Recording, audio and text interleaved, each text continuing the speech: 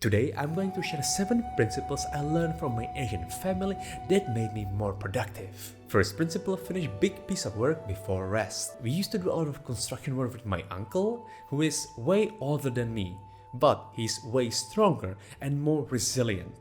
Yes, he's kinda a Chuck Norris, but Asian version. Here's a photo of him after one of our sessions where we were painting 100 square meters of ceiling. He never rested nor drank anything until he finished a significant part of the day work. Having a break felt deserved, we earned it. And when we got back to work again, there was just a smaller part awaiting for us, and even with that lower energy, we were still able to get the work done and did not feel super exhausted at the end. The second principle, don't think too much in the future, you just stress yourself before even starting. I learned this from my mom. You know, I am type of that person who gets anxious very easily. What if this or that happens?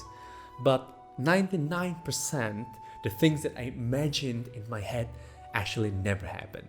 I usually ended up so stressed that I could not do anything. I just crippled myself down before even starting. At that point, my mom would just call me and say, "Hey, don't think too much about it, about the future of it. Just go with the flow. What should happen, happens." So whatever you intend to do, start today, not tomorrow.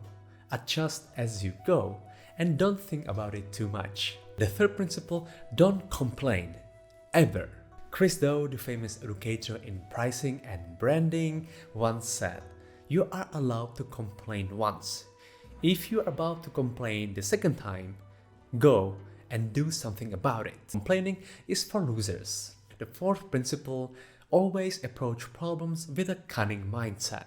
When working on anything with my father or uncle, we always faced problems, and they always had a way to fix it even if they did not have proper tools. I'm not encouraging you to manipulate or trick people in your favor, but when you face a problem, think outside the box, be smart, use your brain, because sometimes the only way to move forward is to break rules. The fifth principle, wake up early. When my younger self visited Vietnam 10 years ago, I remember once I woke up at 9 a.m. And to my surprise, there was no brunch waiting for me, nor anyone at home. So I just got this feeling of, oh my god, is it already afternoon? Without any doubt, starting early is the way to be more productive. Later in the day, there are all sort of things that demand your attention. Emails, news, hungry belly, calls. You know what I'm talking about. Plus, I've never seen anyone from my family grinding after midnight. The sixth principle, get the work done properly. Whenever I do something, I was taught to do it 100%. 99% not acceptable. I'm not suggesting to be a perfectionist, but you know, sometimes you can finish things, but not to the really end of it. So it's up to your inner conscience and honesty. And if you are all like me, you know very well that that little or bigger thing that you left there will catch you one day, and then you will spend a lot of time fixing it. The seventh principle, don't let others' opinion in your head. Both my parents are never embarrassed for their behavior in public.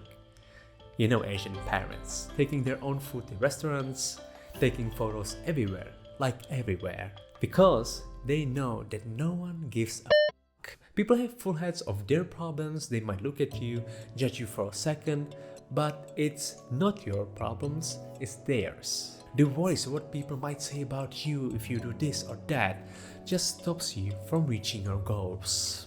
So that was all the elders' productivity wisdom that I got for you today. I will pass this to my children, grandchildren, grandchildren, and of course I'm glad that I could share it with you as well. Being Asian is fun, so seek improvement, and I will see you later.